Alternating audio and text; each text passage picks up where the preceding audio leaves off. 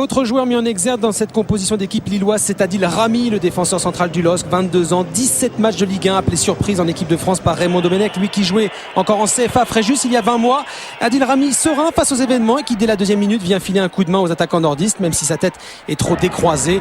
Et un début de match difficile, très difficile pour Jean-Marc Furlan et Strasbourg, pris à la gorge face à la Furia lilloise et un excellent Yohan Cabaye. Nouveau corner pour Lille, Aubragnac pour Cabaye justement. Ça frôle la transversale, mais geste exceptionnel de Yohan Cabaye sur un enchaînement travaillé à l'entraînement. La reprise de volée est pure, l'équilibre du corps est parfait, manque juste la précision. Le retour de Cabaye, mais aussi de Lichtsteiner, Aubragnac et Miralas au repos en Coupe de France est bénéfique au LOSC qui domine cette première période et qui joue maintenant en contre avec Aubragnac.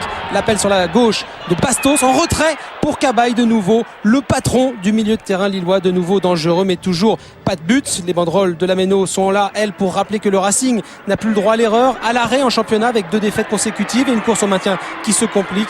Le Racing qui se réveille juste avant la demi-heure de jeu avec Moulungui. La frappe croisée de Moulungui et la parade décisive de Tony Silva sur l'unique occasion strasbourgeoise de cette première période. Eric Moulungui qui tente de réveiller une attaque strasbourgeoise amorphe. Moulungui qui n'a plus marqué en championnat depuis 5 mois. C'était justement à l'aller. Strasbourg avait battu le LOSC 3-0 à Villeneuve d'Ascq. Dernière occasion de cette première période sur coup de franc avec Aubragnac qui oblige cette claquette de Cassard. Et c'est tout dans une première période dominé par des Lillois qui ont multiplié les occasions mais qui rentrent au vestiaire avec ce score de 0-0. Début de seconde période maintenant, 55e minute et nouveau tournant dans ce match avec ici ce contact entre Rodrigo et Lichtsteiner. Monsieur Picirillo sort le carton rouge, les 2 pieds décollés de Rodrigo, le capitaine strasbourgeois sur Lichtsteiner. Exclusion logique pour un Rodrigo et une équipe de Strasbourg qui doute, et les Strasbourgeois qui doivent surtout jouer à 10 contre 11 pendant plus d'une demi-heure. Rodrigo qui mettra un peu de temps à quitter ses partenaires. Jean-Marc Furlan obligé de faire des changements. Johansen rentre à la place d'Alvaro Santos et ça va tout changer. Justement, Johansen on retrouve pour servir Fanchon. La feinte de Fanchon qui s'avance, frappe de Fanchon et frappe trop croisée qui frôle le poteau de Tony Silva. C'est Strasbourg qui bizarrement maintenant domine le LOSC avec ici Fanchon qui retrouvait une place de titulaire ce soir et qui manque de peu le cadre.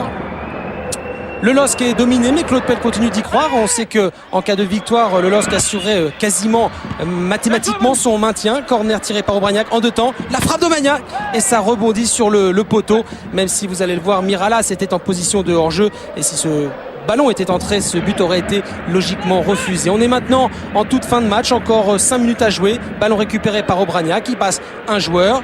2 joueurs, Aubragnac qui continue malgré la fatigue, Aubragnac encore, Youla, le 1-2-3 pour Mavouba et le plat du pied qui rentre, l'ouverture du score du LOSC à la 85e minute. Le LOSC dominé mais accrocheur qui assomme Strasbourg qui ne méritait sans doute pas cela au vu de sa seconde période. Toute l'abnégation d'Aubragnac qui à lui tout seul élimine 4 Strasbourgeois pour servir Youla, puis Mavouba pour le plat du pied victorieux. Rio Mavouba pour son premier but lillois, le 2e de sa carrière en Ligue 1 après 4 ans d'attente. Voilà pour l'anecdote.